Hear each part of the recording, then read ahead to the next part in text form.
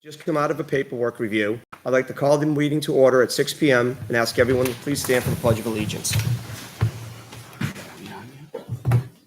I pledge allegiance to the flag of the United States of America and to the republic for which it stands, one nation, under God, indivisible, with liberty and justice for all.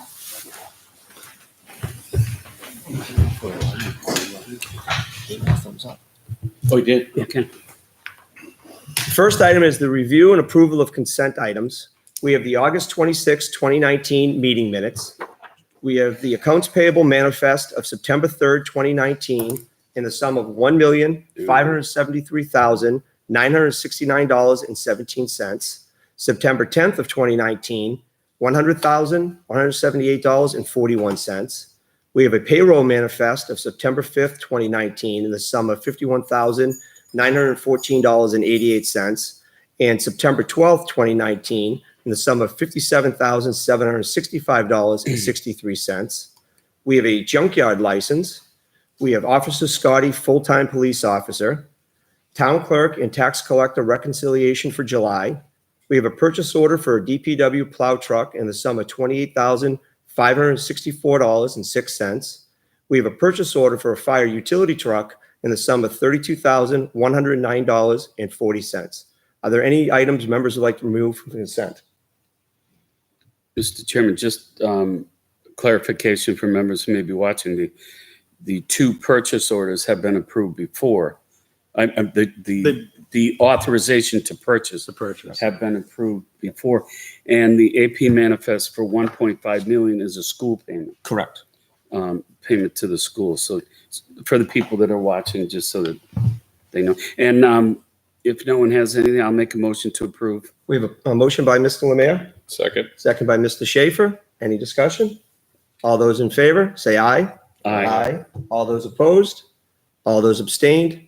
Motion carries 5-0-0. Are there any other items of business members would like to add this evening? Okay, hearing none. Public input will occur no earlier than 6:45 this evening.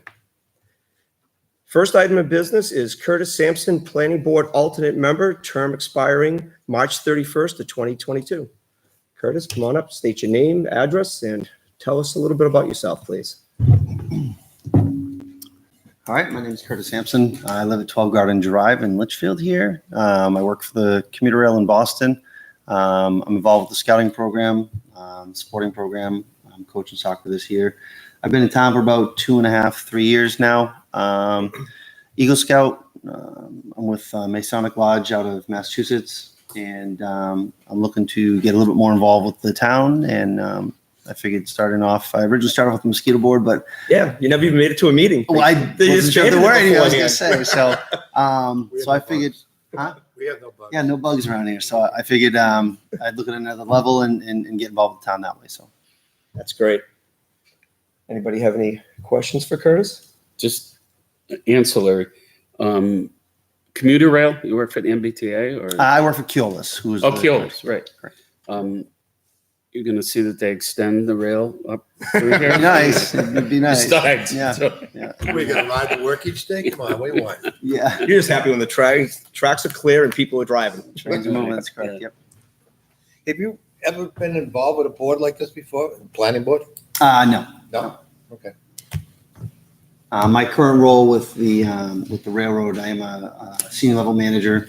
So we do planning, budgets. We do not so much with zoning and whatnot in my department, but there's a lot of coordination and planning that goes on with it. So I assume you've had to deal with the public and all of the, and deal with the issues that you've had down there this year. It's certainly not been easy for you guys. To a certain extent, I don't really deal with the public aspect of it. Stuff that comes in, we handle it regarding the trains and mechanical stuff. But in regards to dealing directly with the public, I don't deal with them directly. So you say you do planning and financial? Yep, I manage budgets for my department. I manage the planning, the staffing, the logistics of the repairs, and so forth. Great. I think anyone that volunteers to do service to the town deserves a thank you. So thank you. Well, and that's what you'll get from all of us, I think, tonight. Gotta Thank believe you. it. for serving and bringing a wealth of experience into the planning board. I think Can you get that train across the river? It'd be nice. It'd be nice. so. Thank you very much for Thanks, guys. wanting to Appreciate do it. that. We appreciate it. All right, so I need a motion. I'll move to appoint Curtis to the planning board as an alternate member. So we have a motion by Turn. Mr. Lemire, Second? second by Mr. Leary. All those in favor? Aye. All Aye. those opposed? All those abstained? Motion carries 5-0-0. Now, what was So- the term again? I'm sorry. Should I put it in the motion? 30, March 31st of 2022. I'll go back to Already the written agenda. That's good. Can you add that? Yes. Thank you. So can we have All right, so all that? you have to do is during normal business hours, come in and see the town clerk and she'll swear you in. You'll be good to go. Very All right, Okay. thank you, Curtis. She's good at that. The next item we have is Litchfield Historical Society, New Hampshire State Historic Register application. Welcome.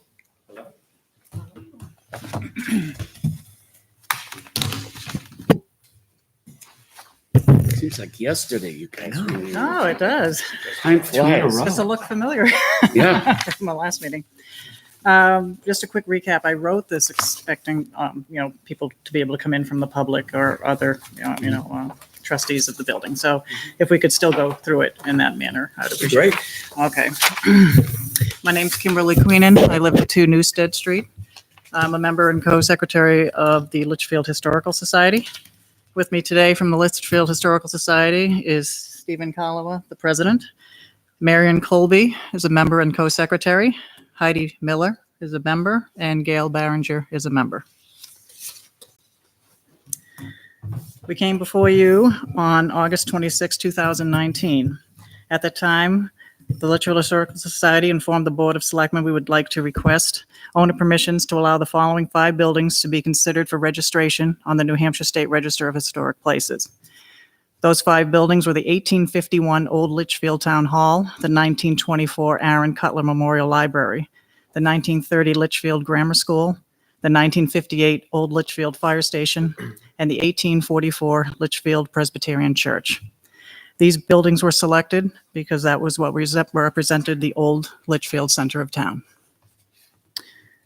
At that time, we believed the 1851 Town Hall, 1924 Library, 1930 Grammar School, and 1958 Fire Station were owned by the town of Litchfield, and we were requesting Board of Selectmen approval. We told you at that time the 1844 Presbyterian Church was owned by the Presbytery, and we'll be working with them to get their approval. At that time, the board requested that we come back today, September 9th, 2019. That would give us time to determine, because a question came up, who actually owned the Litchfield Grammar School. Also would allow for owners, trustees of anybody in these buildings, committee members, workers of the public, a chance to answer questions. We could answer questions for them. So we're here tonight to answer any questions. Before we go and answer the question about the Litchfield Grammar School, I'd like to just go over the second process because that's why we were here in the first place. The New Hampshire Division of Historical Resources is in charge of a New Hampshire State Register of Historical Places. You can place a building on that, land, man-made objects like bridges and monuments. To get onto the application, there's a 4-step process. The first one is we went to Concord and we got the applications. You have to fill out the applications. We filled out all 5 applications. Once you're done with the applications, you pass them into the Concord State Office. They will do a preliminary review, make sure everything is syntactically correct. You have all the pictures and that. We work closely with them on the first 2 phases. Once they believe it has a chance of passing, they gave us a form to come back to the owners of the buildings and ask for approval to do a final state review. At the final state review, the state historians will look at it in depth and the professors. If you make it to stage 4, it doesn't mean you're guaranteed to be on the register. It just means you got to that point. At that point we came in, we had already finished stage 1. Our applications took 2 years to fill out working with the state. That was early August. That same first week in August, the preliminary state review began. They took about a week and a half. About the 2nd to 3rd week in, they said, start to go to your Board of Selectmen and ask for permission. And that's where we're in process right now. To go back to number one and determining who owned the 1930 Litchfield Grammar School, which is now known as the Griffin Memorial School. I want to thank Troy Brown, who reached out to the legal team. Your feedback said RSA 194.2 and 194.39 turned town-owned buildings over to the school districts. I want to thank Donna Burrell, who did research in the tax department record. I want to thank Stephen Kalawa, who mentioned there was research should be done from 1910 to 1920 on who owned and was buying the property from Alfonso Powers and Freeling T. Parker. And I want to thank Joan McGibbon and other town personnel who did a historical deed research on that property, which tied in with Troy's feedback, Donna's, and Stephen's. It turned out in 1957, the town of Litchfield sold the property to the Litchfield School District. Therefore, for us to obtain approval, we would have to go to the Litchfield School Board. We thought there might be people here that had questions, so we're going to go review what this means to be on the historical register. Buildings that are on the register preserve our culture and heritage. It honors the buildings and brings positive attention to Litchfield. If your building is selected, the status is honorary only. There are no restrictions or requirements on the property. Owners of the property listed on the state register are free to maintain, manage, or dispose of their property as they choose. Attachment number 1 that I gave everybody shows all the benefits, and at the bottom is what I quoted. I'd like to read that again because there was a continuation. It does say no restriction or requirements. Owners of the properties listed on the state register are free to maintain, manage, or dispose of their property as they choose without oversight or comment from the New Hampshire Division of Historic Resources. However, as a property owner, if you plan to do any maintenance or changes, staff members at the New Hampshire Division of Historical Resources are always available to ask questions. So if you decide to change it or enhance it, you can call them for advice to keep it as historical as possible. If you do not want to call them, you do not have to. So in closing on page 1, you can add to the building, you can change, enhance the building, you can sell your building, you can demolish your building. Okay, on page 2, or on the back sheet, there are other benefits also that are listed here. I'll just summarize them. Town-owned buildings, which in our case, for the Board of Selectmen, would be the Old Town Hall, the library, and the fire station, are eligible for conservation license plate funds called moose plate funds. Anyone who goes in and buys a conservation plate with a moose, money is put into a fund, and anyone that has the town-owned buildings can fill out grants to, if you want to make repairs to your building or maintenance or enhance it. Example, if you need some help with a roof, you need painting, you can try to get some grant fund money for that. All buildings, whether town-owned or not, are eligible for the LCHIP funds. LCHIP means Land and Community Heritage Investment Program. When real estate transactions occur in in the state of New Hampshire, there's a $30 to $60 fee. That goes into a fund, and all buildings that are on the register, again, if you need a new roof, painting, want to enhance something historical, have access to that money. Owners who go for those grants could also work with the town for matching funds. If you are selected, another benefit is a press release will be put out about your building. Buildings will be placed onto the statewide computer system. Both help promote interest in tourism. There's nobody in the audience today, but I'll show the board. Online, by year, they put who gets onto the register. If you click on any of that, you go right to the picture of the building. So you will be online, okay?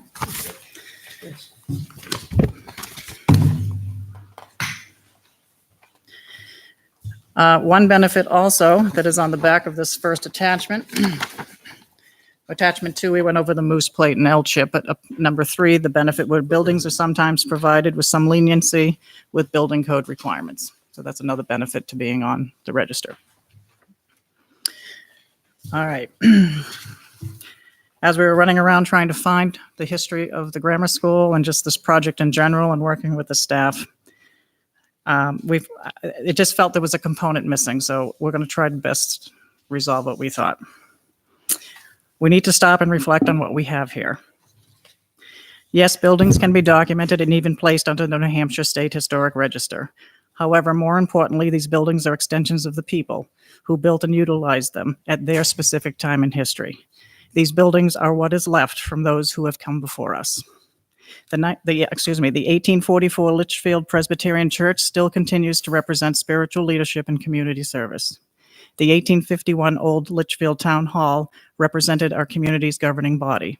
Today, it still continues to serve as the meeting place of the Litchfield Historical Society.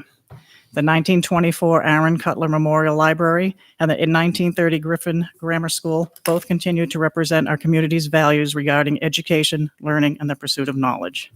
The 1958 Litchfield Fire Station represented a community coming together to keep its citizens safe. Whether these buildings make it onto the New Hampshire State Register or not, each needed to be documented, for it honors the buildings, the people, and the community they serve and continue to serve. What was missing was the component of the people. Next steps, we're here to answer questions.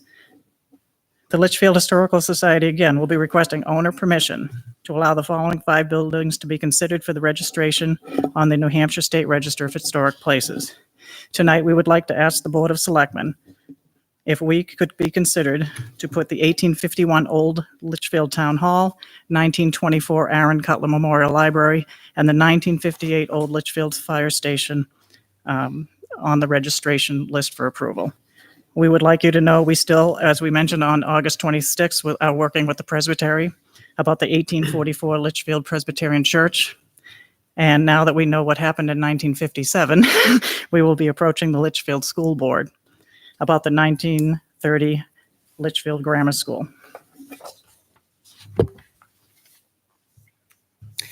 And then we are here to answer any questions. Have you reached out to library trustees on the library? We thought they would be coming here. Actually, we did. Yeah. Troy, you Yeah. have? You extended? Yeah. There was one out in the parking lot, and she was told to come back at 6:30. Whoever told her, I don't know. Well, that was the woman. Correct. Stephen, aren't you a library trustee? No, No, no. I was for many years, but I'm not. Okay. My fear is that even though my emails went out 6 o'clock, my guess is that because I know the school officials were going to be here and trustees were going to be here, and they're probably planning to be here at 6:30. Oh, so we get to do it again?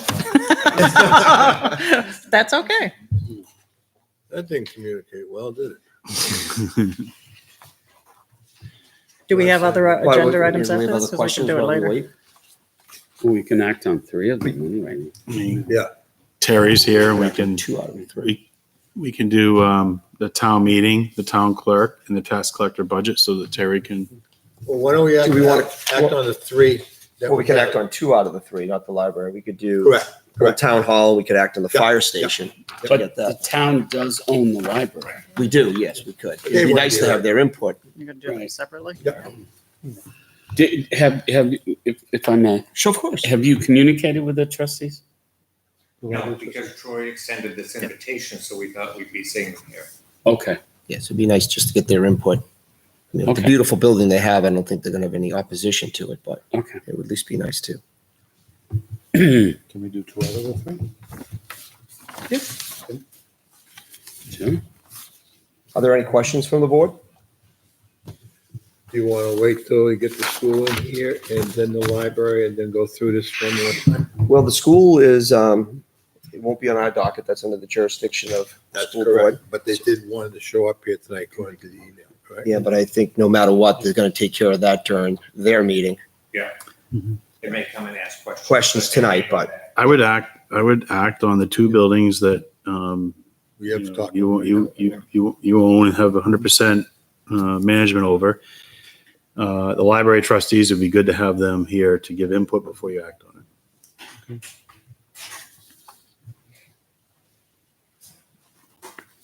Just the library trustee? I think so. There's one. There's is. one, all right. You're just in time. There's another, the other lady too should be here, 6:30. Okay. With that, do we have a motion to, I'll make a motion that we accept the Litchfield Old Town Hall and the old the firehouse to be placed on the historical registry. we have a motion by Mr. Lynch, Second. We have a second by Mr. Larry. Do we have any discussion? All those in favor? Aye. All those opposed? All those abstained? Motion carries 500. Thank you.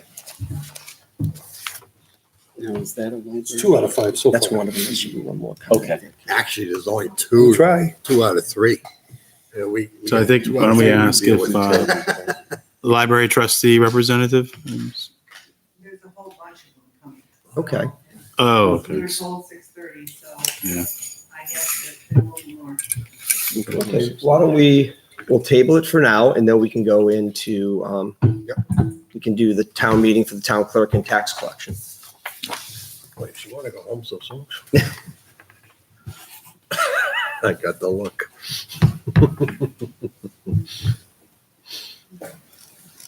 Good evening.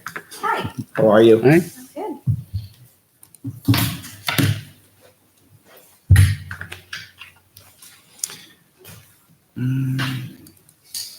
Town meeting. So we'll do the town meeting first. So again, just for everyone, people watching, for the Board of Selectmen, just a recap. The way that we review the budget, we're just going through different categories of the budget this evening. The entire budget is not finished. We're still putting together other departments. So there's no bottom line figured out yet, even though this budget document has a summary page. Please really disregard that at this point in time. And once the selectman has finished the review, then I would go back and ask that before we hand it over to the budget committee, that we go through every department and make our final votes of recommendation. So if you want, I'll just quickly give your highlights, and then Terry can answer any technical questions that you have, offer any additional information. But Terry has put together the town meeting budget, the town clerk, and tax collector budget. Town meeting budget includes all of our elections in 2020. And you'll see that really the only thing that's driving the increases in this line this year is the fact that last year, 2019, we had one election. In 2020, we will have 4 elections. Yeah. So that drives up wages, and for all of the folks that are involved in coordinating and executing the elections. We also have provisions, software programming for the ballots, provisions for food and drinks during the elections, and we still are carrying funding. There's no increase here, but we're still maintaining a $3,000 line for either voting stations or other types of equipment that may come up as we get closer to the elections. We do inventory. Obviously, we're going to have a very active year with a presidential primary and stuff. So, Terry will normally consult with the moderator, and they'll take a look at our inventory and make recommendations of what the selectmen should purchase for equipment. So, and I think you're going to be at conference this week. This week, right? Yeah, and they usually run specials like any other thing. Yeah. So Yeah. during the week of conference, they'll run specials on voting booths and things like that. Buy now so- and save 30%. All those fun things. Exactly, Yeah. exactly. So it's just, Terry was able to purchase 3 booths last year at a discounted price that's only offered at the conference. So, that's our plan. So we still have money in the 19 budget that we'll be looking at, expending. And then in 2020, we still would like to maintain the $3,000 line. So it looks like it's an increase of $10,241. Yeah. And and again, it's just driven by the number of elections. That's Purely a number of There's elections. nothing you can do about that. Yeah. Federal mandate, so that's unfunded, right? Presidential. Gotta have some humor in this one. So any other questions on the elections? No, Pretty straightforward. Have members? No, I'm all set. right. Okay. So then if you go to the town clerk's budget, really almost the same story here. We have, as you know, our performance reviews. This is now, I think, our 3rd year performance reviews. So wage increases that you see is directly related to what was granted this year on July. And just to point out to everyone, the way we put together wages and benefits for the town clerk department and tax collector is that we budget half. So we split half the wages for the clerks and the town clerk and the tax collector and the town clerk budget, and we put the other half in the tax collector. So it's 50-50. And that's how we account for it. One of the things, let's see, some of the increases that you'll see is software, $630. That's the Avatar license that we use. Also, the Blue Book software we use to determine the value of vehicles that are being registered. And I think that's really the only highlight. The rest is wage driven. So it's an increase of $2,706, and most of it is just wage increase. Which we already We already Granted. granted you. So I'm all set. anybody else? Okay. Okay, and then tax collection is $41.50. So again, the 50% of those wage increases would reflect in this budget, the tax collector's budget. Software support, line item 342, projected increase at $202. We also have a reduction in the tax seminars and conventions of $100. So bottom line increase here proposed by the department, $2,253, almost in line with the, And once again, Town is clerk. mostly, it's all wages that have been approved by this board and granted on July 1st. any questions? Thank you for, That was easy. Thank you, Terry. well, when you make it that way. Coming tonight to explain it. Hey, I know, I did a lot of explaining and everything. Thanks, Trick. She Have a good night. coached me well.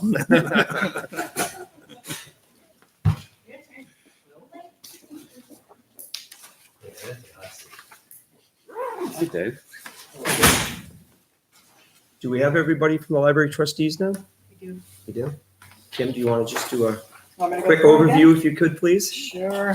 Do we, just, I'm assuming that the school officials are going to be here as well. In the library until they come. Oh, okay, it's just. Well, is it the same We're gonna description? really work Same him. description. I don't- Three You want me times. to wait until, or you want me to? We'll do one more. Why don't we do one more budget? One more budget and we'll see. All right, Okay. next we have sanitation. Come on up, Dave. Boy, Dave, that was. Everybody in queue, right? Where's your office uniform? It's in the office. Welcome, Dave. Thank you. Okay, so What is the code on that? Yeah, when was sanitation? sanitation is 4321. It's an easy one.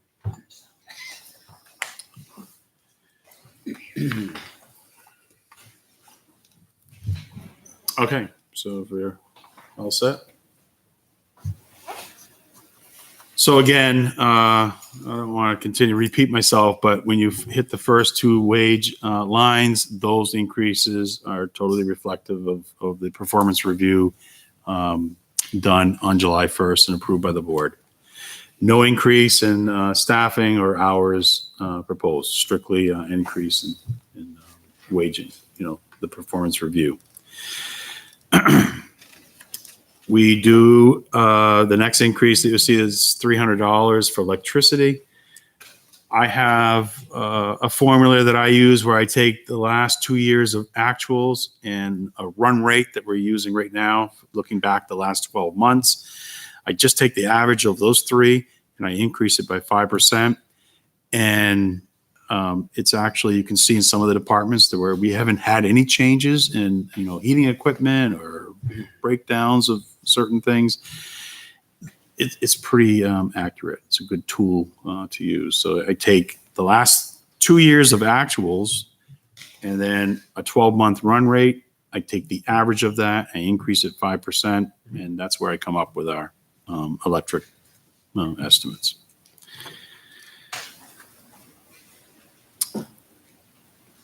The next two areas that really drives the whole operation of the solid waste department is line items 693 and 694. 693 is solid waste demolition material.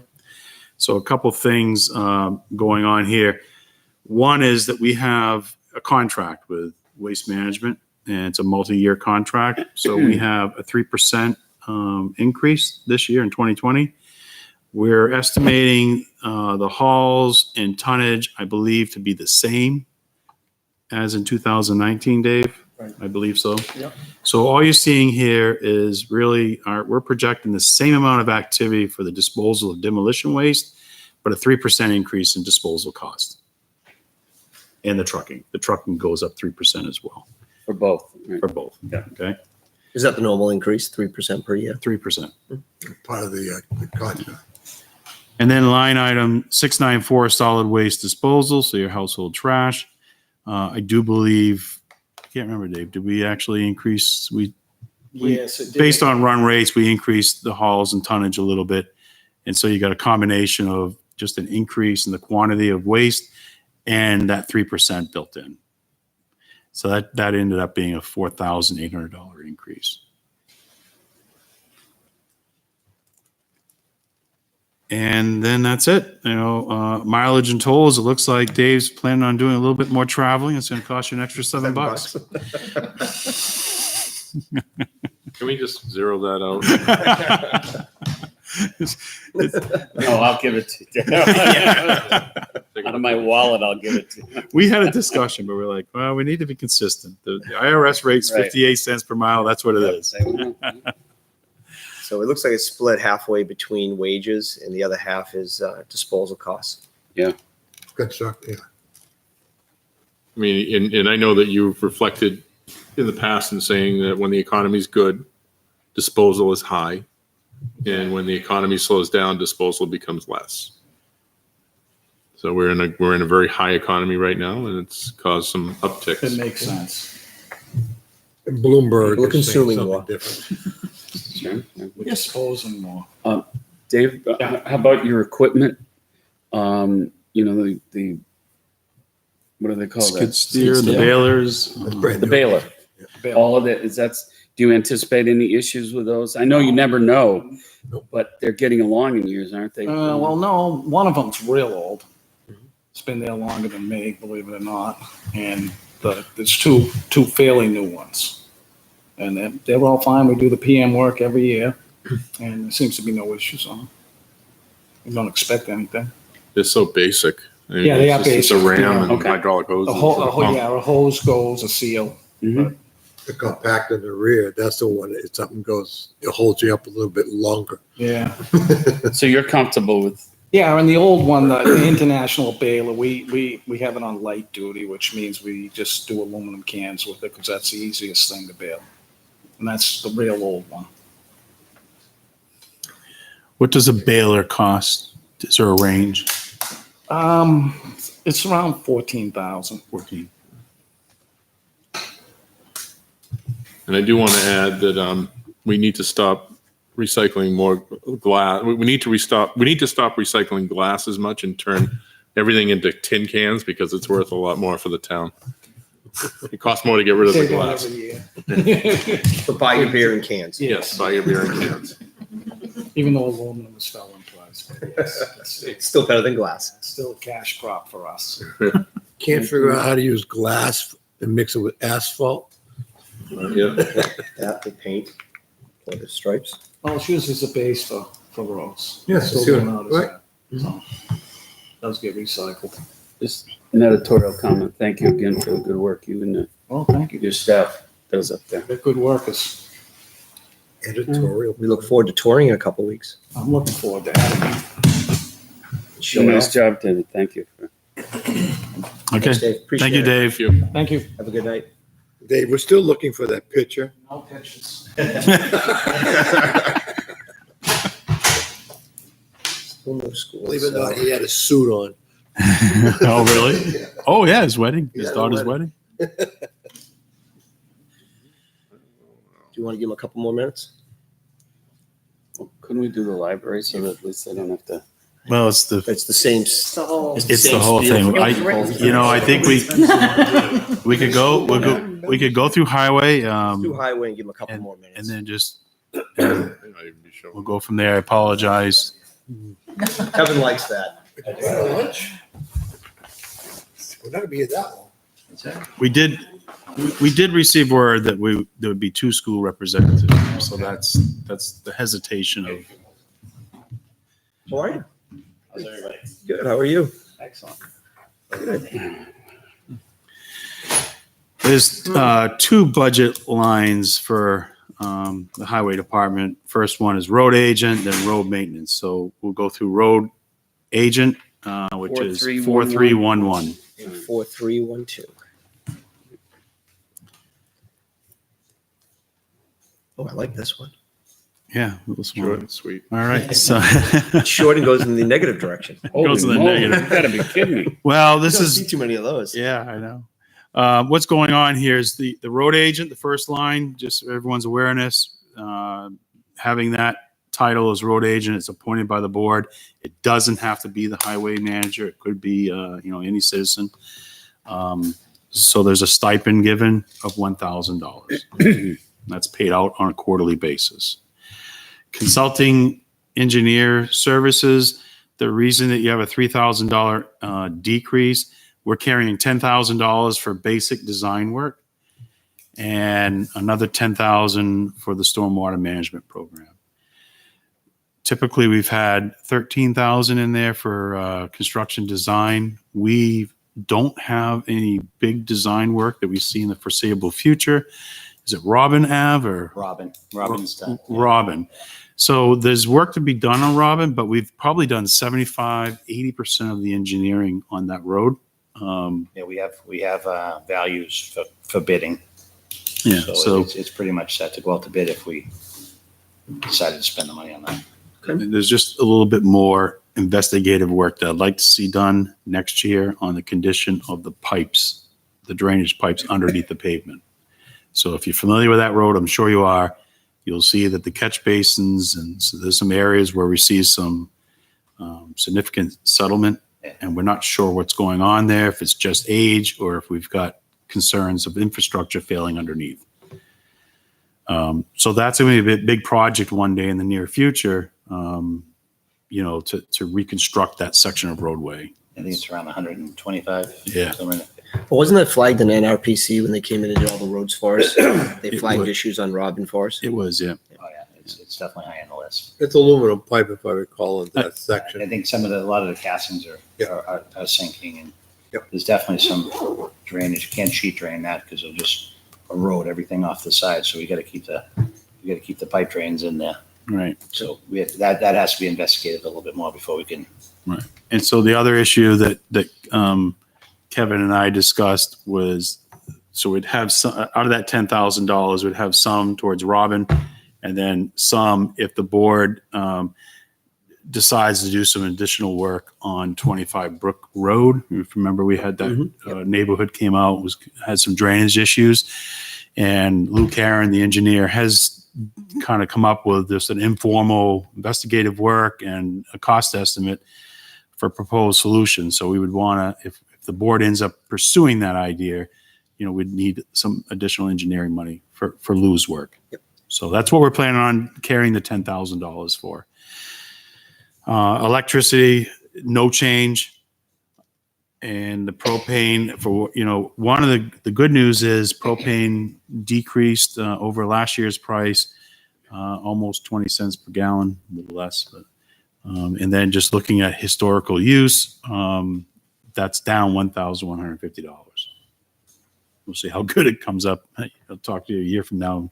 We'll see how good our estimates are. But that's driven by data. We're holding you. Yeah, I know. Would it be Kevin, nice keep it if that natural gas pipeline Oh, wouldn't it be? came a little bit further south? I mean, About we, 4 miles. I can always burn wood, you know what I mean? we piggyback the school district's propane contract. So Mhm. it's $1.47 is the quote per gallon this year for propane. Very good. It's a good price, very good price. And then we're doing the same thing with the oil too, for the diesel. Vicky is reaching out to the school because I think last year they forgot about us, and but she's reaching out this year to make sure the library is included in that Okay. price. So we have a decrease of 4150, which is nice. Hey, it's okay with me. Well, remember one of the things. On the next one. There's a couple things driving that, you know. Make up for it. The big cut here is, and it's not a cut, but a reduction of $3,000 in engineering services. Okay. The board's had a policy for the last 2 years where we're not hiring an engineer to put together bid specs to grind roads and just overlay them. Right. So we're going sole source with a local vendor here. Mhm. And we're not spending money preparing bid documents for $10,000. We're decided we'd rather put an extra $10,000 of pavement down. So, but we're not reconstructing anything. It's basic pavement work, so that's Robin would be the only. Robin, we need construction. engineering assistance. Other than that, there's just overlay. Any other questions? Nope. So the next department, road maintenance, is account number 4312. And there's some significant changes here that we're proposing. We don't need to get into the details this evening. I'm sure the board's going to have questions and maybe want additional information. But what Kevin and I have proposed is maintaining the 2 full-time positions that we have today, which is the road agent and the full-time laborer, truck driver labor position. It's a position without the CDL. And we've increased, we've taken really the money that we had allocated for seasonal help. Next year, we'd really like to, instead of having someone on board 26 weeks, divide that up and have 2 college students work for us, May through September. So that would get us 2 seasonal workers just in the summertime for general labor and primarily for mowing. We're also, with the support of the board, support of the citizens last year with the petition article, and as we all know about the recommendation, the MRI study, we are recommending that we create a full-time position for a full-time truck driver, labor position, and that we budget and plan for advertising and recruiting that position starting July 1st. So you see here, we have just 6 months showing the cost for labor and expected benefits. The reason being, obviously, we're not going to know what's approved until March. And if the budgets are approved, we would have to advertise and do the recruitment. So that's why we're estimating a July 1st start. And again, this effort was supported by the petition article, and we all are very familiar with the MRI study that recommends at least 2, if not more, full-timers. So that, bringing that department up, hopefully, if things are passed, on July 1st of 2020, we would have 3 full-time employees. And hopefully, we would have 3 full-time employees, all with CDL licenses. Eventually, we'd get there. That'd be great. So that would allow us, if we had the 2 seasonal workers, we can have them concentrating on cutting grass and mowing our, the facilities, and a workforce of 3, which is really the minimum that you need, because you need someone out there that really is just watching traffic, flagging, and having safety, and then you have 2 workers.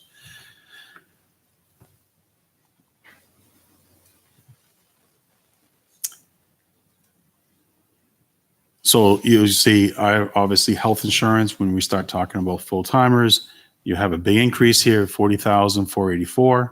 That's not all driven just by the full-time position I'm talking about this evening.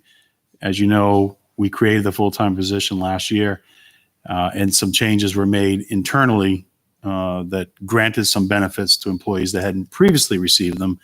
So it's a combination of current obligations and adding that one full-time employee.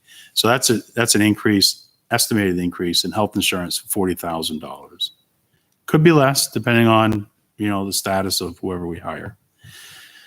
Dental insurance is driven by the same thing, staff. So everything else we're trying to hold the budget. We have general supplies, an increase of $2,000, and this is driven specifically by discussions with Kevin that a lot of our tools, there's a lot of needs in the department. We really need to upgrade our sign packages, our tools. There's things that just haven't been addressed, and we want to start making some effort in that direction. A lot of the hand tools and just mechanical tools, we don't have them. They And either don't have them or they're old. They're Yeah. ancient, non-functional. And then another $2,500 increase under uniforms and safety equipment. One of the things that we have made a decision is that we would have uniforms so that our employees are marked, and when they're out there on the streets and roads, people know that they're highway employees. And obviously, they're out there every day working in this clothing, and so it's very common that we have a We want to uniform. look clean and presentable, and As long as you wear black, you'll be fine. oh, Don't change the you color. don't like the color. Ice the dirt. That's what I meant. That's it, right? Dirt and grease. You're gonna Yeah, be that's rolling in the grease, so you'll be good. As of right now, the next increase you'll see is salt purchases, $686. We're trying to restore the level of funding. This was reduced last year during the budget process, so the $5,000 increase is just trying to restore. But at this point in time, we don't have the state contract price per tonnage. So that number is kind of a placeholder until we really know where the per ton cost is going to be. That not come out yet? Well, I'm going we to- don't have it. So Kevin's he's going to a workshop this week, going to be interacting with a lot of local officials and how he should come back with information. Salt's there. Oh, it is, yeah. And that's it. So really, we put together a budget that the message we're trying to send is that we need staff. And that is a direct result of a bottom line of $80,000 increase. But that shouldn't be directly linked to just having that new staff added. Obviously, I tried to explain in 2019, we added staff, we changed the status of employees within the budget. So we're capturing that new cost and the estimated cost of a new full-time employee for 6 months. Why is the selectmen versus different than you missed, I didn't fill in. there's a $2,500, $2,000 miss there? At least? 28. Trying to find something. Be a formula here somewhere that 2,000.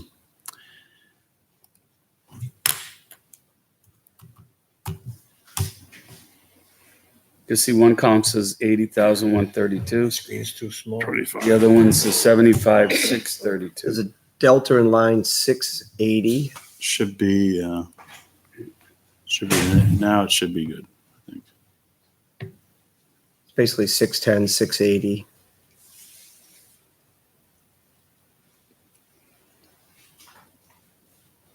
I like that's what I came. Good. I think those are the two.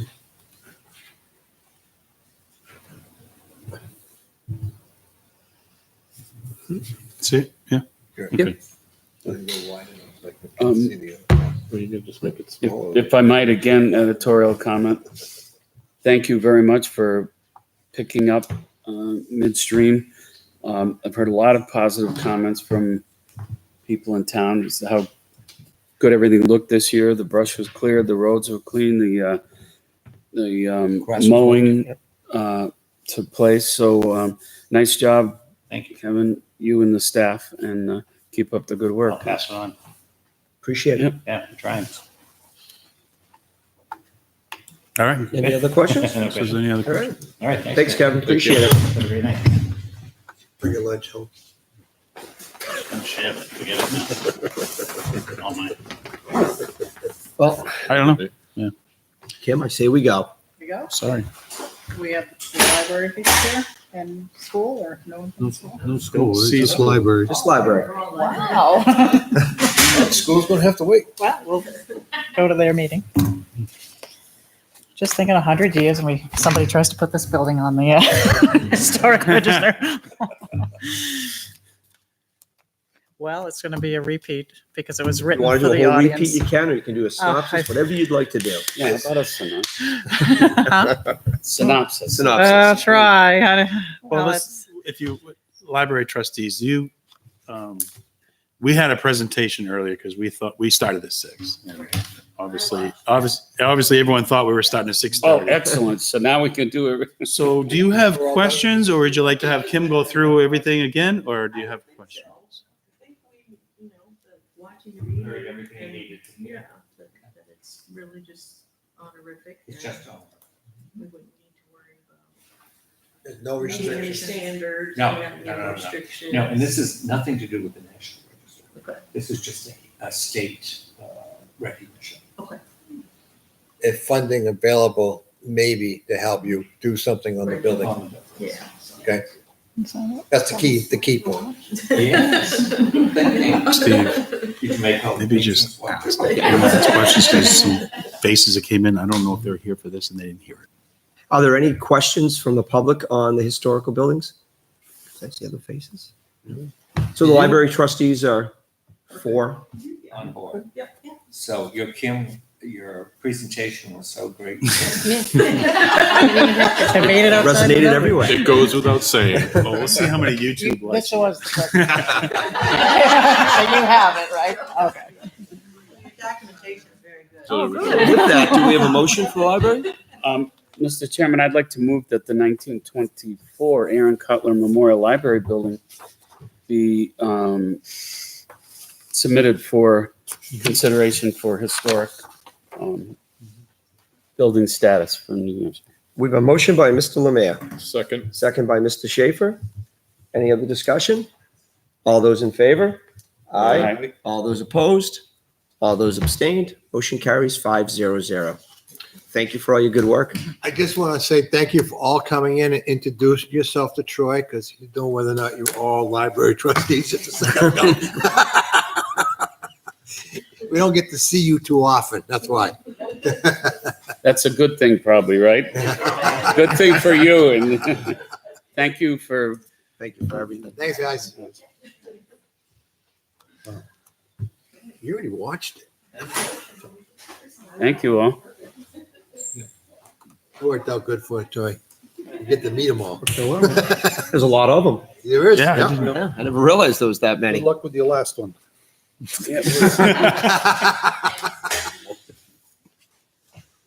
See you All right. tomorrow night.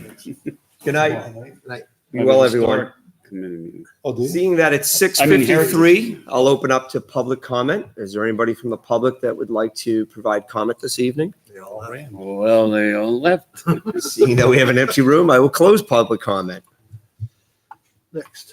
Next item on the agenda is streetlights. Mr. Brown. Street light. Mr. Brown. Up, street lighting is Know what number? $350 increase. And again, that's just driven by, 4316. sorry, 4316. Yep. Where's that number? 4316, that's a budget number, One Kevin. up across the bottom. That's the account number. That little arrow right there and you'll find, the little arrow right there. Yeah. and if you, There you go. No, hold Have it. we So if you- started changing any of these out to Streetlight, LED right, it's right here. as the I can't bulbs go get out? this thing to shrink. Don't you have to No. do that as a wholesale? I don't know. Remember last year we talked about one street light. We were thinking about trying to make it an LED LED. because something happened to the bulb and we said, hey, let's give it a try. So there are towns now that have been waiting. Some towns were very proactive and they funded the conversion 100% themselves. But as I understand now that there's some funding available through Eversource in helping that conversion cost. And I'm starting to see a lot more activity where towns are sending out RFPs. So it's something we can definitely look into. It's, there's good work that's been done already out there in many communities. So So I think if you could we're at investigate, that point, that'd we be can do great. it. I think 'Cause I really knew Manchester did it Manchester. 3-4 years yeah. ago. They did it on their complete- own. They did a complete wholesale change, and they figured the payback, I believe, would be 5 years to recoup the money, Money for it. with the thousands of streetlights they have in there. Yeah. But they I know. did a wholesale change to LED. Because I thought you commented last year there was a dark corner somewhere. We said, hey, let's go give it a try. There's a couple of them. Yeah. I know the town of Bow, they just put an RFP out. And so I need to talk Yeah. to the manager up there and find out what the process was. To be honest with you, I know it comes up every year in the budget process, but, just due to changing in staffing and other priorities, it always gets pushed off. Yeah. Are we looking to get rid of some out here? Remember, we talked about that the other night. If we change the two lights we get out there to LEDs, the ones that come off the main meter, Right. we got one pole light that we can get rid of in the parking lot out here because we don't need it because the whole site is lit up now. Right. Okay. I've also like to look at eliminating street. I'm not a fan of street lights. I guess I'm a country boy. Okay. But it's a safety I'm not thing, a Kevin. fan of Especially that. at some Well, intersections. See, that's It's a safety issue. that's the thing. Gray So area. see, in my mind, if you're going to do the conversion, it's more than that. It's getting your inventory so you know where all the locations are, We have that. Right. making a determination, developing some criteria of what streets get streetlights and what intersections don't. And really going through that whole process, coordinating with your fire department, your police department, and everyone being on the same page. When you know exactly which ones are going to be removed, which new ones you're adding, then you go out to RFP. You tell that vendor exactly what you're doing. Some are being removed, some are going to be new replacements, retrofits, and some are going to be actual new construction. But it's a big, it's a project where you start off with, and I would work with NRPC, getting a map to show us on paper, on where all these are, and then working with our public safety officials and then a public process where people maybe come forward and say, we don't want the street light there, or we want one here. Just to give you a heads up, there was that done before, about five or 6 years ago. All the street lights were listed. It's in the office, Yeah. the highway, and in the town side of it, somewhere where they already did the inventory all through town. They went out at night and they list them all, got the pole numbers and the whole 9 yards, and then you can get that done by PSNH. They already got the pole numbers all Yeah. over the place. So that's already been done.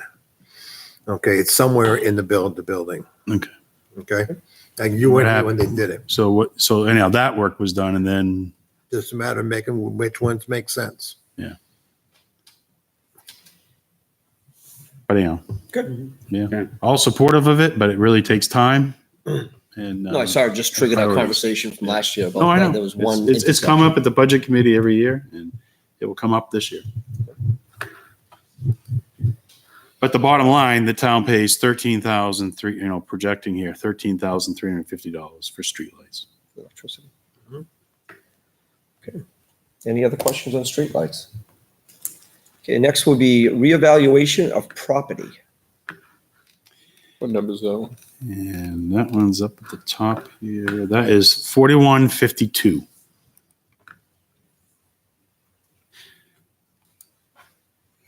So a little different this year. In 2020 will be our update year.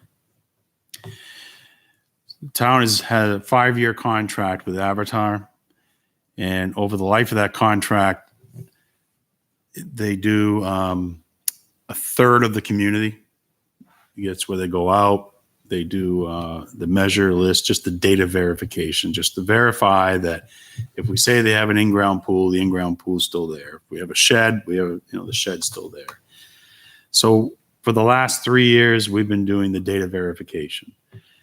We also do the annual pickups for any, we review the building permits and go out and pick up that or remove,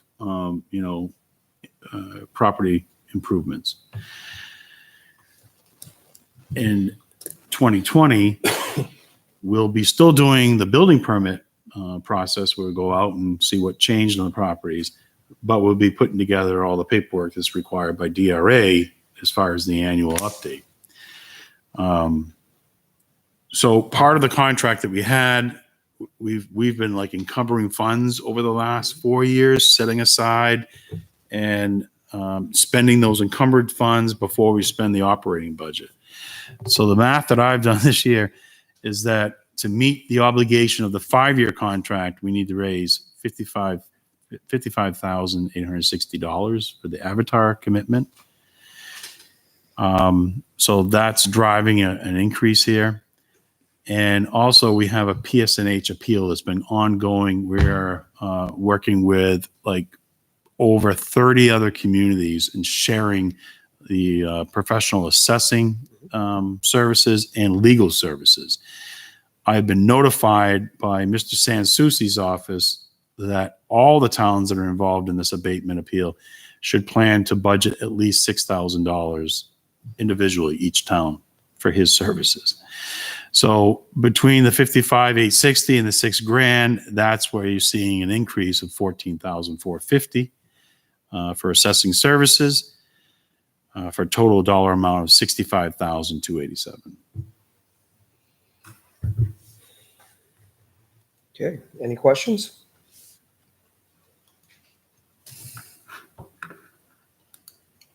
There's always a possibility at the end of this year that we will be able to, depending on the status of the budget, that we could encumber some funds to go towards this contract. And we have done that every year, but as of right now, I need to plan for the worst case. Okay, with no questions, next will be legal expenses. Legal expenses, the account number. 153. You got it. Thank you. Brian. 4153.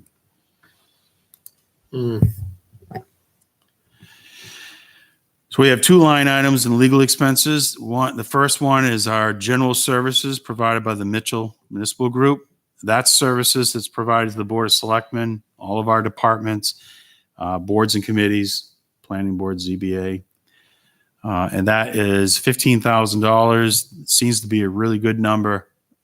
We really receive an excellent service from this law firm at a very, very reasonable price. I say that every year, but I've worked in towns this size and I've seen budgets of $50,000, $60,000 for general legal services. And this, not even the same service, in my opinion, that we receive today.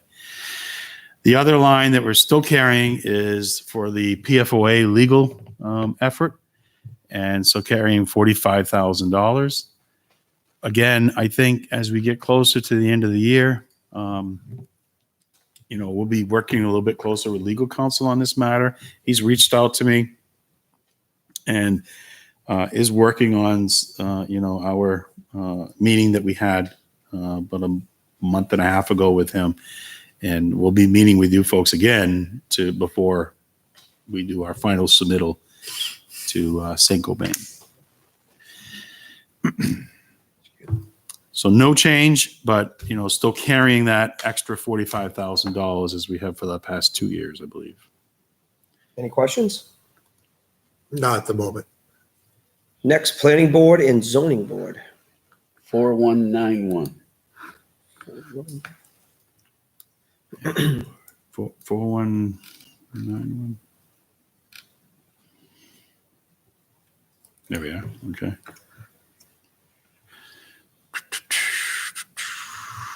So we have a bottom line increase of $591. That is directly related to the administrative assistant's wage increase received on July 1st this year. Everything else is budgeted the same. The bottom line number of $43,683.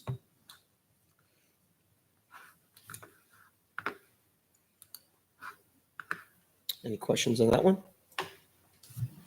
Okay. Next is cemeteries. Zoning. Oh, sorry, zoning. That's don't change either. That's zero increase. 00. Yeah. So that's a bottom line zoning board, bottom line $596, zero increase. again, they they have a fee. So when you submit an application seeking a variance, special exception, there's a fee that's charged, and that fee covers the cost of most of the legal notices and everything. So Covers itself. yeah. What you'll find when we review the selectmen's budget is that the zoning board always had a member that did the meeting minutes, and that person's no longer a member of the board, and there's no one interested in doing it. I don't blame them. It's very difficult work. It's very technical. School boards, yeah. So, you'll see that we cover the recording secretary's cost in the selectmen's budget. All right, next is cemeteries. There's some changes here. 4195. 4195 is the account.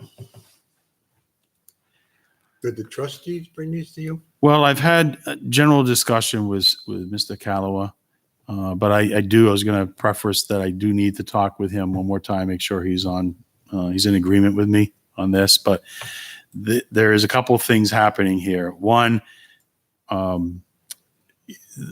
we don't have the county prisoner program anymore to assist with some of the cleanup work that's done at the cemeteries. So we've had to use our contractor to do that work. And last spring it cost $2,500. So that's where the $2,500 comes. In the past, we've carried $1,000 for the county prisoners. And based on my projections right now, just seeing the way the basic mowing and trimming work, is being built out. This is for the Pinecrest, Hillcrest, and the Church Cemetery. It looks like we'll be paying out about $7,000 for the work. So I'll need to go over this with the cemetery trustees, and I'm not familiar with what the contract or the agreement is that they have for the lawn care. I don't know if I don't believe it's a fixed cost. It looks like it's an hourly cost. So I just need to firm that up. And I have been advised that they would like to do some tree work. There's work that they would like to do in maintaining some trees. They've been putting this off. So I put a little bit of extra money in there for removal of trees. This year, as well as some past years too, it's almost like every other year, they do hire a local contractor to do some fine grading of the cemetery roads. So that's for the maintenance, it's tree removal, some fine grading. And that's about it. They carry a small amount here for monument repairs. If we got the staffing needed for the highway department, could we keep into that? That's a discussion that I have had with Kevin Brown. And I think he's, and I think it's a discussion I have to have with the cemetery trustees too. So let me have that discussion with both those groups. One word of caution, when I was in Northwood, I tried the same thing. And I never realizing how labor intensive a cemetery is. Cemetery works tough. Because Probably a lot of push mowing. you can't get tractors in between the stones. You have to hand trim everything. That is a lot of labor, labor intensive work, And it's without machinery. So, and it's time sensitive. I mean, Yeah, you got I'd a be holiday really coming up or hesitant whatever. to add that to our I would part-time agree with people Brent on without this one. finding out how many hours, It's a tough one. Yeah, and then the other option is to meet with the recreation commission and seeing some of the smaller rec facilities.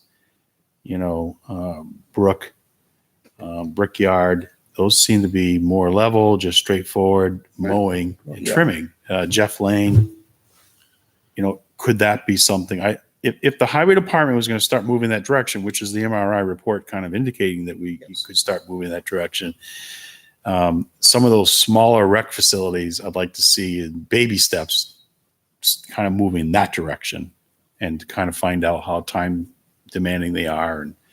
And at some point, could we probably have a discussion about maybe renaming the department to municipal services? We could, yeah. Instead of just highway, because they're branching out and we're asking a lot more. And I think it would be more accurate to describe them as the Department of Municipal Services rather than just highway. I picture us being able to take a portion of what the rec uses for landscaping, I'm going to call it landscaping, and give it to the highway, and then reduce the Recreation Commission's budget, so they're not paying $50,000 to get the fields mowed, and we could have another employee added to the town. And I just think that we could find a nice balance and save money in the budget, and try to, just give the highway department or municipal services department another person, and it would just save the town so much money, I think, in the long run. The aiming of it is irrelevant. We call it parks and rec for the mowing and that kind of stuff. That's basically what it all boils down to. And your highway department is your highway department, and they both work together as a team. Most towns do. I know in Milford and Londonderry, they all work together, and that's called the highway or parks and rec because they use the same guys, all the same people. Right. The beauty of it, and why you see the towns have moved towards taking over a lot of the parks and rec, workload, is because they need the full-time employees. They need them during the winter months to plow, and you can't rely on seasonal plow truck drivers anymore. So a way to do it is obviously, what can we do for work in the summer months to keep a full-time employee employed and have them, a full-time employee year round. And so I will talk to Kevin, and you're going to be able to go to the rec commission meeting. Is it tomorrow night? Yeah, I'm going to try to, do you think you could bring that discussion up? Yeah, I guess so. See what kind of, feedback you would get. Right. I don't think, we want to jump into everything, but I look at some of the smaller facilities. Yep. When you get into the timing of the mowing, especially in the spring, when you're talking somebody getting off in May, we're already mowing before that. And the same's going to happen after September when their kids go back to school. Yeah. They're going to mow for the next 3 months or 2 months, or at least. Okay. Yeah. So it's going to be tough in that area. So you're really combining is tough. Okay. With the highway, because you're dealing with summer help. But it's not just summer. You got spring and fall. But could we get a part-time worker over So at you solid got- waste to help out? So it helps. Sure. What would happen is if you got your two, That's what I mean. combine Combine everybody. two seasonal workers, they're typically, and I don't like to categorize them as college students, but that's typically what they Basically. are. And they get out of college sometime early May. So if you have your seasonal workers starting in May, but you're going to lose them the end of August. Here's another. And the grass, as Kevin's saying, Doesn't grass stop grows growing. really quick in the spring. And when you get into those nice cool nights with heavy dew, as we are right now, it starts growing fast again. The other thing too, I'm seeing, okay, just in the outside world, the older people are doing the mowing now. Okay, because there's summer here, but the winter somewhere else. So they like a part-time job like that during the week or something, because the elderly's can, elderly my age, if you want to say, but those people I'm can glad do you some of got that right coming up. Yep. I call myself seasoned. Season. You're seasonal, all right. Seasonal anxiety and seasonal depression. No comment from Bob. I'm All right, surprised. so we're on Something cemeteries today. here. You're gonna see what I'm Usually have a good one coming back down. All right, so the follow-up here, cemeteries, I will definitely reach out slap in the face. to Mr. Callaway and go through these numbers with him, have some discussion about Yep. the possibility of highway doing some work, but I do have concerns about Mhm. that Cemetery. work. And then I think Selectman Schaefer, if you could break the ice with Rec Commission, and then I don't know, maybe it's pretty straightforward. I don't know if it's difficult or not, but it'd And be they're in a interesting- contract year I'd too. be so- interested. I know they're in this is the year. Oh, we'll find out. This is the year. The tricky. Well, here it is. So this is the year to make sure we make the move, the adjustment. And one of the concerns, if I was a rec commissioner, I'd be concerned. Well, what happens, town, if you don't get your budget approved? Now we don't have someone to cut our fields. Mhm. So the RFP could go out with, this is what we're planning to do. And if for any reason the town doesn't receive funding, give us your price on these other fields. Mhm. Right? Yeah. So it could be all set up so that this is the contract for what you're going to do. And then as, what do you call it? The supplemental bids there, those would be all submitted as well. So that price would be known if we're not able to provide the service. Contingent. Just a general question. You brought $4,000 into the maintenance, okay, the mowing and stuff. Yeah. Where did that number come from? Based off of what you're saying, you just got. So it's you can see in the I see the 2019 approved budget. Yeah. So what was budgeted last year was $5,165 for mowing and trimming. 2000. I'm proposing 7,000 in 2020. That 7,000 is based on the projections on actual expenditures today. I think I'm at $5,000 already today expended. Adding an extra $1,500 for cleanup. That's what we were charged by the current contractor back in the spring. And then just adding, another little less than $800 for additional work, which would be really tree removal. And you don't get a lot of tree removal and brush removal for $800, but we'd have $1,500 to do. They just did their road work this year, so I don't think they need to do it next year. So $1,500 could do, some tree work for them. Okay, any other input on cemeteries? Okay, next is advertising in regional associations. Was that one? Right, Number 4197. Same as last year, right? Same as last year, but what I don't have is, as of right now, for dues and subscriptions, I don't have a request yet for the New Hampshire Municipal Association and Nashua Regional Planning Commission. NHMA, usually the end of October, I think, will come out. And NRPC should be any week now.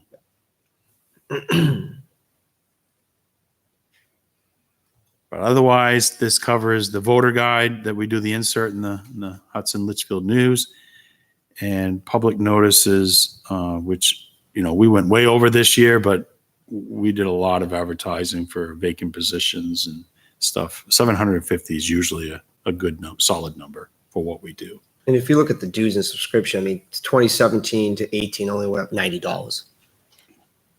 Right. So it's a short amount of money.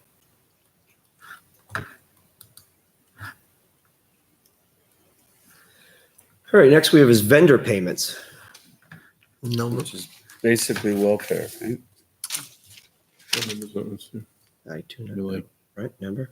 4445. Way down the other end. It was too slow. So this budget used to it's been cut by the budget committee the past several years. My goal was always to try to maintain an annual appropriation of $10,000, but due to the use of the fund and the budget committee needing to make adjustments to meet tax cap, this was one area they looked at, and it was purely based on actual expenditures. Mm-hmm. So as the economy was doing really well, we saw less demand from people that needed assistance with some, the heating or electric or rent. So I went through this budget knowing that I think, times could be changing as we're going forward in the next couple of years. And it's to reestablish this thing to a sort of a level that I think is acceptable. And then we wait and see what the activity really is. If you see, there's an increase of $5,000 for housing. Right now we have zero. And this was just because the budget committee made a cut. So it was just as easy to just eliminate the housing line. That doesn't mean we wouldn't help with housing, but that's why you have a zero. And electricity, I increased 500. So going through what we have for allowances in our budget, for people who need assistance with prescriptions, medications, $250. That isn't even realistic. I can tell you right now, if one person really needed prescriptions, and what happens is it's not like we get caught we're there because they're in between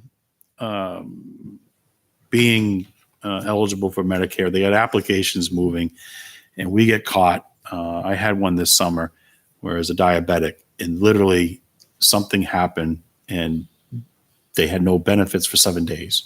It was a paperwork game, and I had to cover 7 days of insulin, which was very expensive. Yes.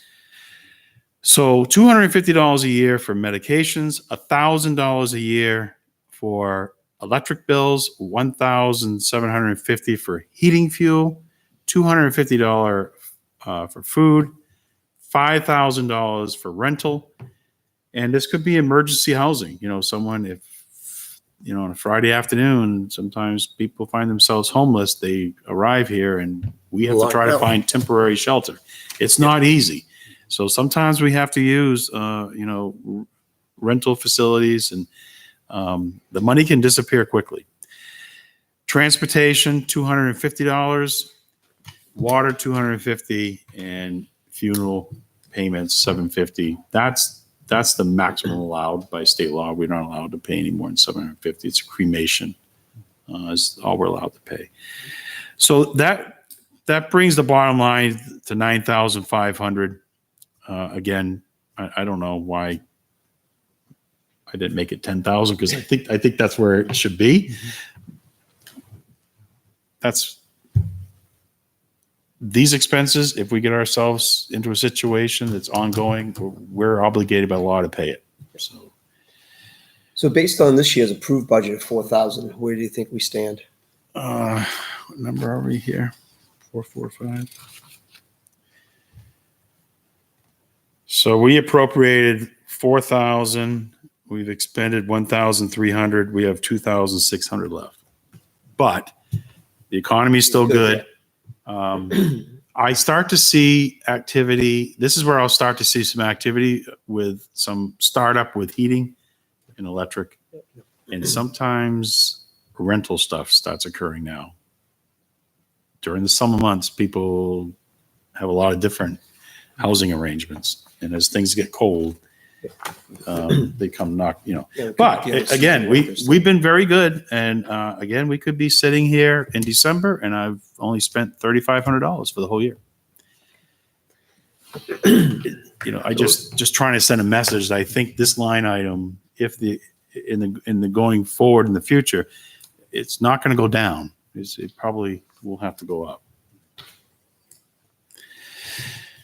But if you look at the actuals in 2017, 2018. Oh, we've been good. I know. And that's what's been driving the reductions, Which is understandable. on the budget economy. It's been really good, yeah. Next is patriotic purposes. 4583. Thank you. Did they ask for an increase, Troy? $250? No, they usually live within, this is for the Memorial Day. Right. And they usually, what is it? That's what we did this year. Every year it's been over that. Anyway. it goes over. But we had, let's see here, 1,000 patriotic, 1,002. We've spent current year $1,134. We got here 1,250, but I've increased it to 1,500, and that should, we also, my thought process for actually increasing it $250 was more in line with the flags that we're displaying on 3A. Right, you've got to maintain those now. Yeah. The poles do snap on us, Right. and there's some parts on them that wear out. And so that was really why I was proposing the $250 increase. Just The flags that fly. just a little bit of flag maintenance. We still haven't found that Always flag. looks nice when they're flying. It does look great. Looks beautiful. I'll be honest with you, driving across the New England in the last month or two, even Maine, they're loaded with flags on poles. Yeah. Loaded. Yeah. Okay. But it depends on, we got open field here. It's tough. We have a little more guts. We don't have no tree protection where they have most of them. Yeah, we left them up this year. We didn't typically. We would take them down, display them for Memorial Day, and we take it down, and then we put them up again for 4th of July. But we left them up from Memorial Day to 4th. It worked out. Worked good. So only one or two you that are know, a little- we will try that again next year, and you know, see what happens. It worked out fine this year. We had some rain, we had some wind, and it worked fine. They do wear out a little quicker when they're out there being displayed for that length of time. And then The shade changes. yeah. And the little plastic swinging parts. Oh, yeah, that's all that's They left. wear out. All you see is a little hook hanging, the flag's gone. Still a nice thing. I love driving down seeing it. Next is conservation. 4611. 4211? 4611. So the Conservation Commission did discuss this, and they're asking for an increase of $2,000 in the property maintenance line, the management line. Again, you know, I have the word there, prisoner program. It doesn't exist anymore as of right now. And they're getting a little bit more active in their trail maintenance, and they got some newer members. So, you know, a lot of this is signage, tools, and, you know, they have issues where the highway department's been trying to help out with some of the tree removals and trees down. But sometimes, you know, these trees could be a quarter of a mile in the woods, and the volunteers aren't comfortable trying to cut the tree if it's hanging. So they have to have professional help. And they've encountered that a couple times this year, as I understand. Kevin Brown was able to help them out this time, but, you know, it brought this matter to our attention that, you know, we don't really want volunteers with chainsaws out there unless they are trained and this is their background. So, anyhow, that's what they had asked for an increase this year.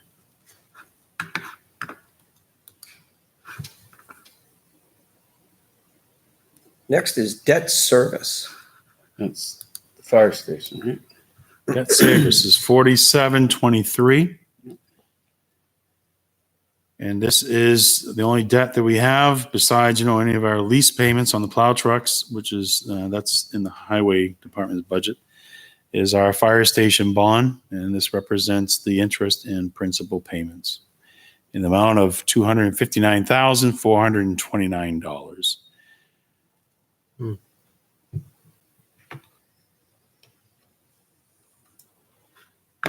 Now we had an increase on the taxes this year.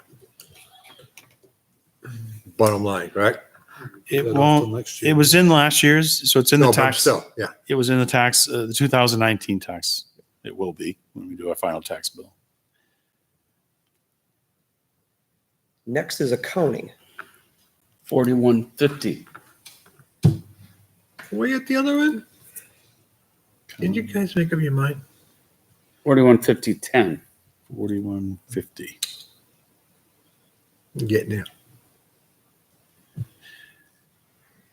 So this bottom line, this budget is being proposed at $261,797. It's an increase of $4,973. And significant increase, $4,763 for wages. Yep. Wages, yep.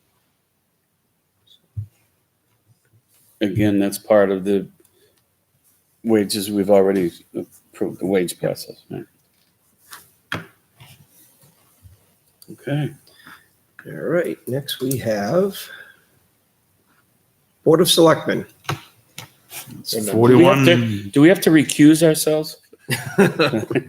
We may need a legal opinion on that. 4130. 130? Yep. Where are we up here? One of the Oh, first okay. ones. Okay. All right. Dun. All right. So just so you know, I didn't, because the first line is my salary, and I left it as approved in 2019. I still need to work with Chairman Weber on doing my annual review. So at this point in time, that number probably, hopefully, will change. But we haven't, discussed that as a board. Oh, sorry. So that is 19's number, or 18's number, really. And so $600 in selectmen's expense. For the classes. You know, this is driven by selectmen expense. Everyone always thinks this is selectmen submitting receipts for expenditures. That's not what this is. This is plaques that we purchase, flowers for, boarding, employees, recognition for employees, board and commission members, it's that kind of stuff. So obviously if a selectman does have an expense, which I just never see, but that we would charge here. But that's, a lot of people think that this is directly just going to selectmen. It's expenses that you have for employee recognition and condolences and stuff like that. So it's just that we've been trending that expense, as you can see, in 2017, $1,000, in 2018, $1,186, and Now, that's why I'm recommending that we budget $1,000. if we go to a class like the municipal association, where does that come from? I would charge there. Yeah. Yeah. So Yeah. it's not. It is a valid. It is, plan yeah. for- But I think everyone thinks it's a 100% directly to selectmen, but No. that's where I purchase plaques and flowers and cards and that kind of stuff. And then educational and so forth. Yeah. Then you could add something to that line to make sure you were saying what you just said. Yeah. But expected to include, classes or something like that. That's all. I will. Okay. Because I know everyone. I fully Without understand. without the text there, people, yeah. You got it, assume okay? It's not a whether we don't support it, it's just that it doesn't say it. I like, come back and come and do that. And so then we have a $1,800 increase, line item 344. This is the clerical support. So this is now, again, we were not covering zoning board of adjustment meetings. So there's been a couple of changes here.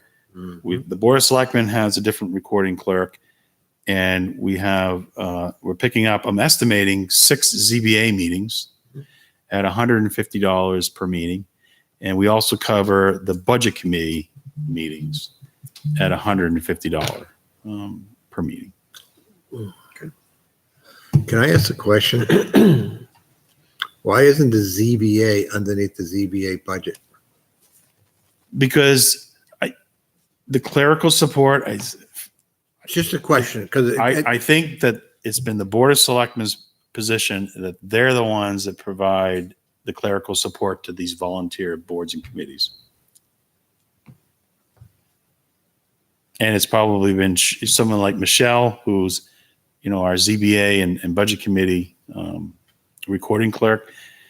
So it's just, these are all the paid recording clerks. It's all consolidated into one line instead of spread throughout the budget. There's no right way or wrong way. Okay. Having it in one place, I think, makes it easier. But Call there out two, is right, there is no right or wrong here. well, it's just that, when you look at the ZBA budget or any other budget, and you look at the actual cost of running it, okay? I know. Okay, it's not in the spot where the budget Right. numbers are coming from. And it's just like, well, there is no budget committee budget, but they rely on the board of selectmen to pay for any of their training that they attend to. For a good example is New Hampshire Municipal Association did that budget training. Yep. There was a fee involved with that. Mm-hmm. So They're just saying, okay. So it comes out of the board of selectmen's budget. $200. I don't know why that's. Is that for background checks because we're anticipating the? Well, employees on- I think that's just an indication. I don't know if it's going to, well, it may cover it, but one of the things, we adopted a fraud policy. Every year we review it. And between this year and next year, we're at that point where we need to update all the background checks, credit checks on the positions that are identified in that fraud policy. So that's, I'm planning on doing that. Good.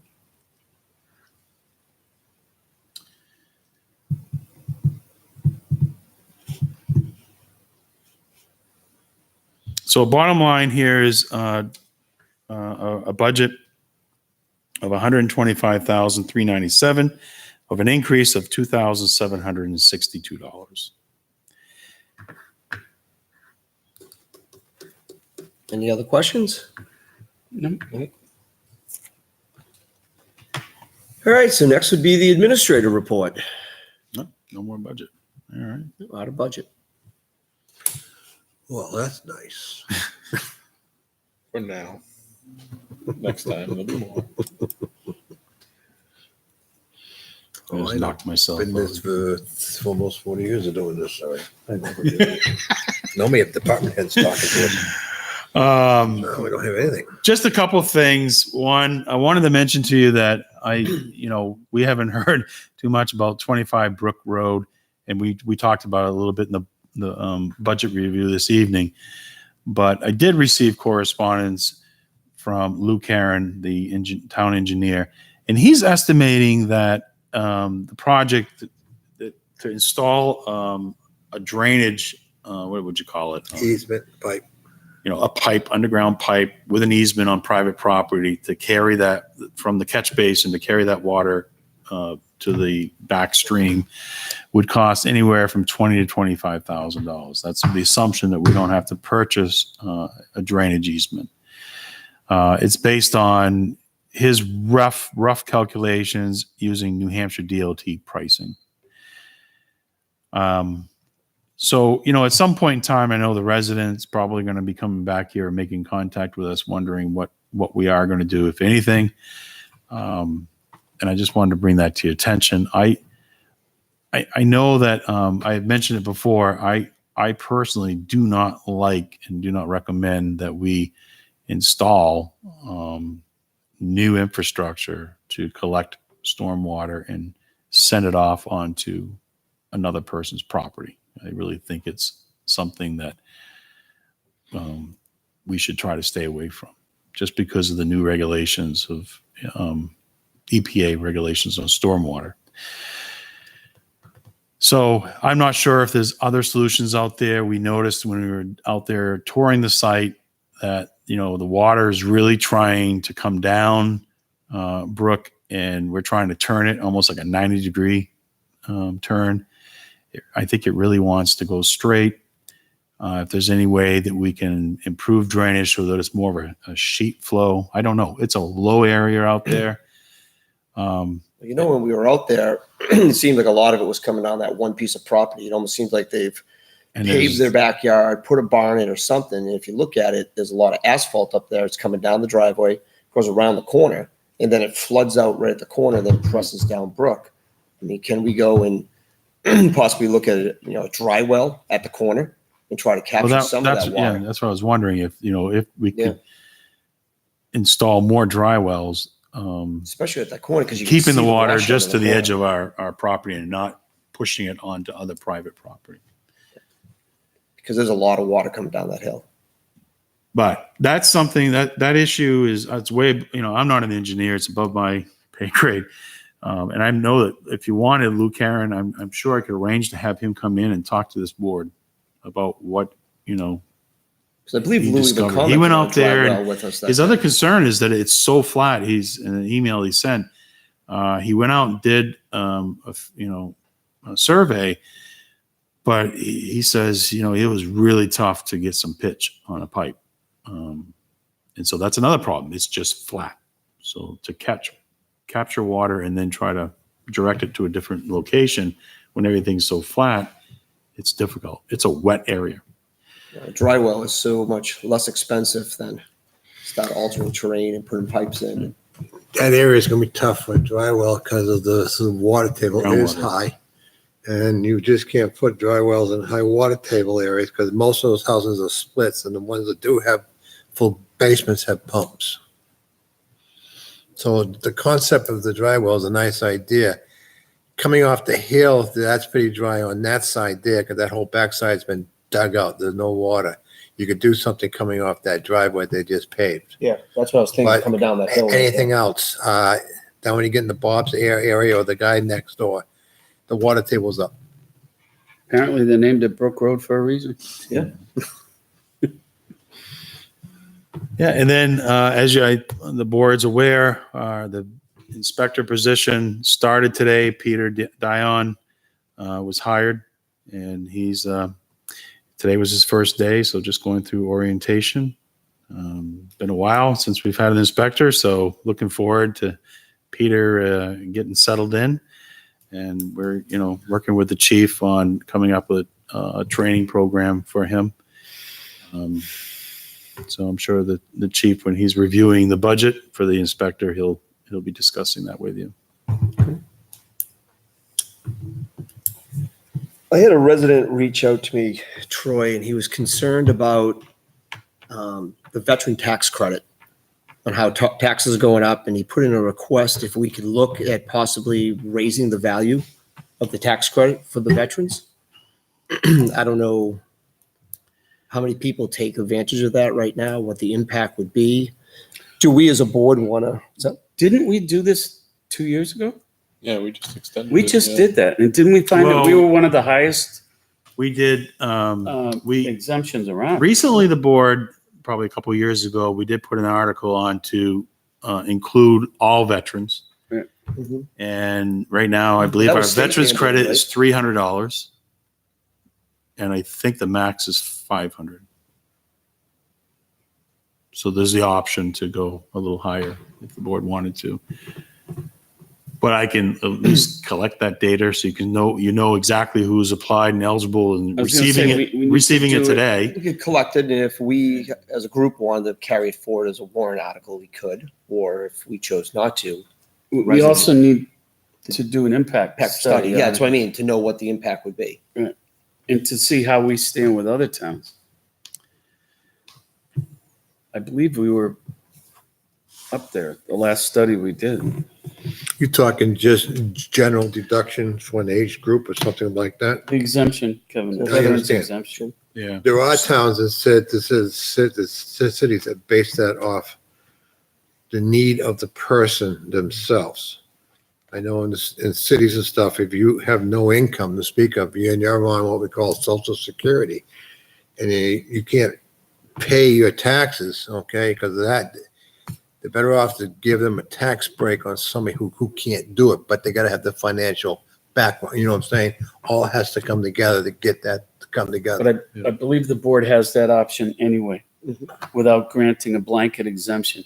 The board has an option in hardship cases when it's brought. They do, Yes. if we ever use it. We've done it before. Well, since me and Bob here are on the back side of the fence, thanks for the update. Holy moly. Wait, you don't like that one? Well, that was good. Thanks, Troy. Okay. Anything else? Good. All right, selectmen reports. Mr. Lynch. Went to the planning board meeting last week. Everything went well. Everything got approved. Everything's good. What a beautiful day. Mr. Schaefer. Rec commission, not a lot happened last week, the previous meeting. Tomorrow night we have a meeting and we're going to discuss our budget for next year. So it'll be a good time to talk about what we talked about earlier. I was not present for the conservation since I was at the joint walkthrough with the budget committee. Heritage Committee meets tomorrow night. We'll meet in the back room again. Okay, Mr. Larry. Budget committee did a walkthrough of some of the buildings the other night with the selectmen. It was a nice little tour. We didn't get them all done, but Yeah, right now. we're working on it. Good. I have- no meeting. One question you asked me this week, Troy, about is the well at Jeff Lane. They got back to me as well. No, the pump's not there or anything like that, okay? It's not in. Oh, yeah. It's just like you said, you got it on the receipt, so just want to let you know. Okay. It's just something that you asked and they just get back to me. That's all it was. And I thought it'd be like that after I saw what you showed me. Okay? But just to let you know, they did return. Right. I think All it is. I don't know if it's the Baseball Association or the Rec Commission. I think they're looking at trying to install the irrigation. I Yes. guess. And There's no pump. so there was some question about We knew the, Yeah, the yeah. the well and what was there and how many gallons per minute and stuff like that. All right, thank you. All right, we had no items removed from consent. We had no other business. We have a joint special meeting of the Board of Selectmen and the Budget Committee facility tour for Thursday, September 12th at 6:30 PM. I believe we're doing Town Hall, the police station, and the new fire station. Our next regular meeting is September 16th, 2019 at 6 PM. We do have one other item on the agenda this evening, and it's a non-public session under RSA 91A:32A, promotion or compensation of an employee. We'll only come out of non-public to adjourn the meeting. Do we have a motion to go into non-public? So moved. Motion by Mr. Lemire, Second. second by Mr. Larry. Roll call. Mr. Lynch? Aye. Mr. Yes. Schaefer? I am yes. Yes. Yes. Okay, it passes 5-0-0. We are now in non-public. Thank you for tuning in. Take care. Bye, Russ.